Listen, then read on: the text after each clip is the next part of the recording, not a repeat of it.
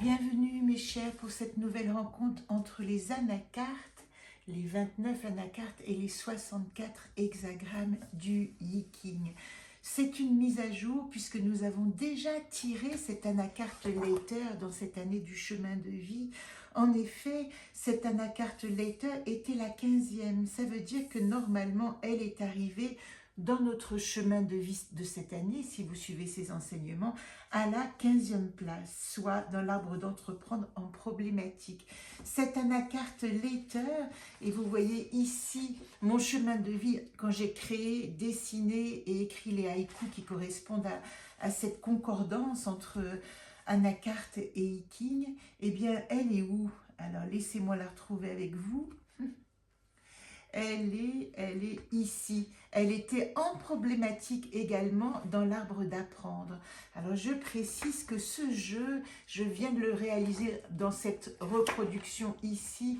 J'avais prévu de l'éditer initialement en 2021.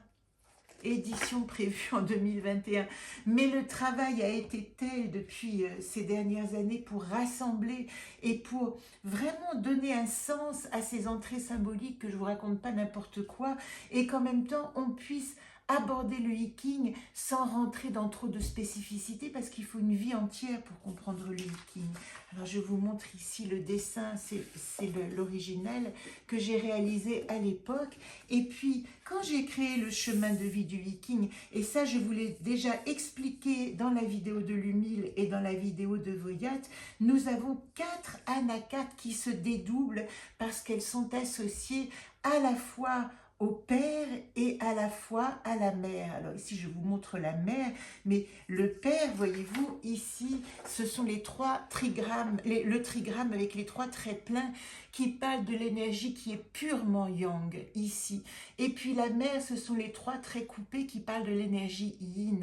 Et autant pour chaque fratrie, frère et sœur, nous allons avoir une anacarte à chaque fois qui va permettre de les rencontrer, autant pour le père et la mère, nous étions obligés de dédoubler ce 7e arbre. Alors le 7e arbre de se reposer, c'est ce que nous allons regarder tout de suite, il va correspondre à l'entrée dans l'individuation de la mère, ce trigramme là avec les traits coupés, et puis en bas il va être associé, puisque nous sommes ici, que later vient dans l'arbre de se reposer en problématique, eh bien nous aurons dans la dimension, on va dire la plus yang de cette rencontre, nous aurons le 2e frère Kan, et puis dans la dimension Li, nous aurons la 2e sœur. Et puis vous aurez tout de suite après une vidéo qui va à ce moment-là, hop là, je fais bouger la vidéo, qui va, au lieu que nous ayons ce trigramme en haut de la mère, nous avons le trigramme du père, et à ce moment-là, cet arbre-là que j'ai ajouté spécifiquement pour cette rencontre symbolique, elle parle d'une synthèse de toute la ligne. Alors ici, nous sommes avec la mère et nous parlons de l'arbre de se reposer. Pour la synthèse, c'est la vidéo suivante. Qu'est-ce que nous avons? Later, qu'est-ce qu'elle nous dit cette carte? Vous voyez, je l'ai transformée en « je vole ». Et d'ailleurs, je vous lis tout de suite le petit haïku associé. « Traverser les murs, viser monts et merveilles et gagner nos ailes ». Oui, parce qu'il y a une nécessité de dépasser ce que je ne veux pas pour comprendre. C'est Later qui nous dit cette chose précieuse. Un non n'est jamais qu'un oui à 1000 autres choses. Et ici, nous allons apprendre avec ces 2 hexagrammes, comment gérer dans l'arbre sur quoi je me repose, hein, c'est ça que ça veut dire cet arbre, comment gérer positivement notre révolte. Alors les 2 hexagrammes concernés, c'est du côté yang de cette entrée, c'est Zé, l'armée, et du côté yin, c'est Minyi, l'obscurcissement de la lumière. Si vous voulez bien, nous allons commencer déjà par cette dimension d'entrée que j'appelle active, hein, puisqu'il y a plus de yang que de yin dans l'hexagramme. Et je le répète souvent, mais c'est compliqué à comprendre, dans chaque archétype, il y a l'activation de cette loi du Tao qui dit qu'il y a le yin et le yang à l'intérieur. Comme si dans la partie foncée, le petit point blanc va dire que peu à peu, il va y avoir une transformation qui va tout envahir et que le blanc va devenir le foncé. et c'est une roue évidemment sans fin d'évolution. Alors, je résume donc, nous avons en haut Quen le réceptif, et en bas Can, Lo, le deuxième fils. La deuxième fratrie, c'est toujours une fratrie qui nous demande de gérer nos énergies. Alors avec Zé, l'armée, et je peux vous montrer ici peut-être tout de suite l'idéogramme associé, en plus elle est grande ici, vous voyez, eh bien cet idéogramme, il représente une troupe de soldats. On peut traduire cette rencontre entre la terre en haut et puis l'eau en bas, que l'eau inonde la terre. L'eau coule sous la terre comme une source souterraine prête à jaillir à la surface. De même, les soldats restent cachés en période de paix. Et c'est un trigramme qui associe le danger à l'intérieur au dévouement à l'extérieur.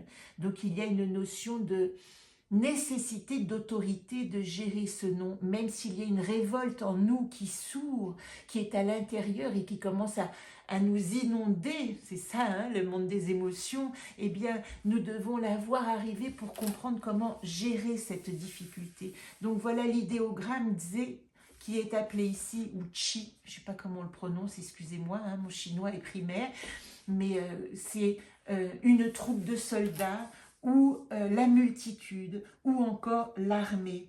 Alors c'est intéressant parce que elle est ici, dans le Human Design, elle est associée au centre G. Le centre G, c'est vraiment notre centre fondamental de notre expression, de notre direction, de notre manière de vivre au monde.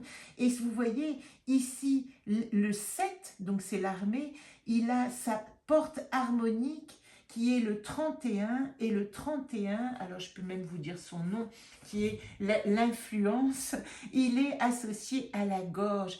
Il va falloir exprimer de manière juste ces révoltes. On va parler en mots-clés de rassembler les troupes, d'une discipline interne nécessaire, préserver l'ordre, organisation, logique, leadership. Chacun a sa place. Si l'autorité est au second plan, elle est cependant primordiale. C'est pas le moment de se jeter dans la bataille, mais peut-être de rassembler les troupes et de prendre des exemples. Voilà ce que nous dit cette 7e porte. Et puis, ce canal, c'est le canal qu'on appelle le canal, je ne vous ai pas dit le nom de la porte, hein, c'est la porte du rôle de soi, et c'est associé à une porte de la logique. Il faut avoir une conscience logique des choses qui arrivent, un circuit de compréhension. Ce que je traduis avec Leiter, associé à cet hexagramme, c'est que un non de l'enfant qui dit non, non, je veux pas, eh bien, il ne sert pas à grand-chose. Si c'est un non qui dit non, ça va pas être possible, donc il va falloir que je m'organise pour trouver comment dire oui à la justesse des choses. C'est un non qui permet simplement d'éclairer où est-ce que je dois être juste dans mon action. Et puis, dans le livre de Christophe Guillaume qui les associe aux dimensions astrologiques, on va parler en force, en énergie, en éléments de la terre et de l'air, de la Vierge, de la maison 6. La maison 6, c'est vraiment une maison d'organisation et de structure. Vénus, la maison 2, comment est-ce que je vais rassembler mes forces aussi de trigone, parce qu'il va falloir que je m'associe.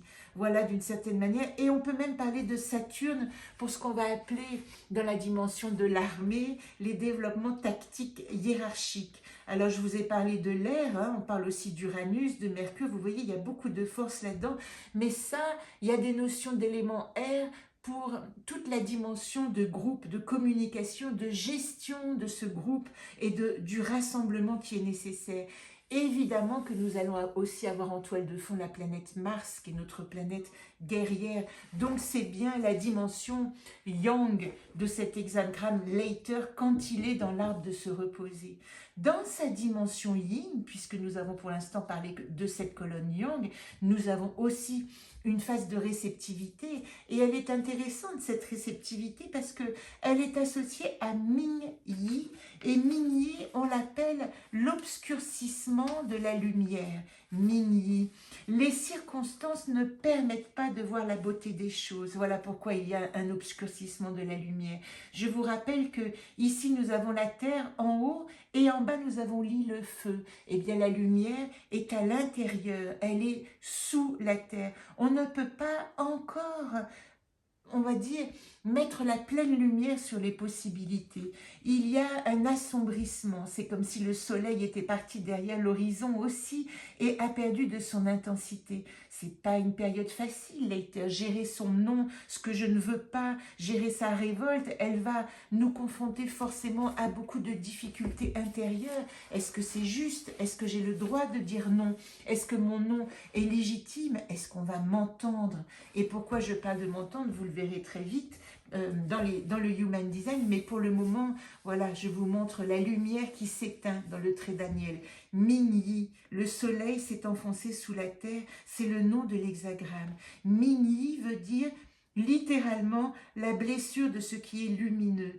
Il est exactement le contraire du précédent qui, lui, vous voyez ce lit, ce trigramme lit, eh bien ici, regardez, la terre était en bas, lit était en haut. Ici, la terre est en haut et lit est en bas. Donc il dit, c'est toujours une roue d'évolution, que à ce moment-là, il y a l'acceptation qu'on doit avoir quand on est à un moment du non, que la lumière a décliné. Voilà. Et que dans cette adversité, quelque chose forcément va réapparaître. Le soleil s'enfonce dans la terre et sa lumière décline. Comporte-toi, nous dit le roi Wen, comme le prince Chi qui, ayant enfoui ses difficultés dans son cœur, centre tout son être sur la vertu avec une détermination inébranlable. Oui, ce non, oui, ce non, eh bien, il parle que ce non positif, je dis non à une chose qui n'est plus viable et c'est mon adversité parce qu'il va falloir que je fasse naître des oui, des choses positives. Alors, puisque je vous ai parlé de la communication, eh bien vous voyez, nous avons le 36 ici. Il est où le 36? Il est dans le centre plexus. Le centre plexus, il est ici. C'est le centre des émotions. Ça nous coûte émotionnellement, évidemment, d'avoir à dire non. Ça nous coûte cette position de refus et de révolte. Et vous voyez, le 36, il est là, c'est le dernier trait. Et il remonte ici, c'est sa porte harmonique, nous dit le Human Design. Il remonte ici au 35. Et qu'est-ce que c'est le 35? Je viens de vous le montrer dans le trait Daniel, c'est le progrès. Si j'accepte l'adversité, je vais pouvoir ouvrir la communication au progrès qui va s'en suivre. Les mots-clés, la déstabilisation, mais c'est celle qui va pouvoir réveiller les choses, cacher sa lumière, ne pas se dévoiler, accepter les tâches ardues, mais rester lumineux en soi, ne pas revendiquer, avancer masqué, supporter le passage. C'est un moment qui n'est pas forcément facile, mais qui est nécessaire pour faire réadvenir la lumière. Alors nous l'appelons dans le Human Design la porte de la crise, donc ce n'est pas moindre, il se passe vraiment quelque chose de difficile, il y a nécessité de reconnaissance des émotions et c'est comme ça que dans ce non qui jaillit, ce cri qui jaillit, il va pouvoir y avoir une possibilité de progrès. Voilà, obscurcissement de la lumière, une pression émotionnelle, et puis il y a l'accès à la gorge, ce cri qui est jeté, non, qui va permettre le passage. C'est encore une fois, hein, c'est ce que je vous ai montré, le lien avec la porte harmonique, le passage à l'action une fois que je me serai positionnée. Dans la porte de la crise, nous apprenons à découvrir, à maîtriser nos émotions pour surmonter ces épreuves émotionnelles. Alors je termine avec la dimension astrologique. La dimension astrologique de l'hexagramme 36, appelé l'obscurcissement de la lumière, c'est le soleil, parce que le feu est là, même s'il est sous la terre, le feu, notre soi, notre centre, notre identité est concerné. Mais aussi Pluton, Saturne, Mars, il y a une notion de bataille, il y a une notion de guerre intérieure, même si nous sommes dans la dimension yin et qu'il faut recevoir plutôt l'adversité et pas encore agir, il y a quand même une nécessité d'activer une volonté face aux épreuves. Et ça, c'est Saturne, certaines épreuves qui nous confrontent à la réalité. Oui, Saturne nous dit à certains moments, eh bien, il faut passer par là. Alors, on peut rajouter, nous dit Christophe Guillaume, Pluton, Mars, la lune noire, qui viennent expliquer le passage nécessaire, parfois, entre guillemets, karmique, d'épreuves qui vont nous permettre de progresser, de passer au progrès. Et puis, il y aura évidemment les dimensions de carré et d'opposition, puisque nous sommes dans un moment de lutte et de combat. Je termine en vous remontrant mon original, vous voyez sur ce later, comment j'ai essayé de contrer ce nom qui s'activait en moi. Eh bien j'ai dit, vous voyez, l'ancien nom s'est transformé en je vole. Oui, je vole au-dessus des contingences, j'essaie de m'alléger. Quest serait de bon augure pour m'aider à ce moment-là à comprendre que c'est une bataille nécessaire, mais que j'en sors vainqueur à partir du moment où j'accepte l'enseignement. Traverser les murs, viser monts et merveilles et gagner nos ailes. Voilà. Je vous donne rendez-vous tout de suite pour la deuxième dimension de Later. Vous voyez, elle est là et qui va associer... Non, elle n'est pas là. Elle est là. Non, elle n'est pas là non plus. Alors, je vous donne rendez-vous. Elle est là. Voilà. Pour Later, associer cette fois au trigramme du créateur. Et ça, c'est vraiment toute la dimension de synthèse du nom qui va nous donner des pistes pour savoir comment gérer les obscurcissements de lumière, les adversités. À tout de suite.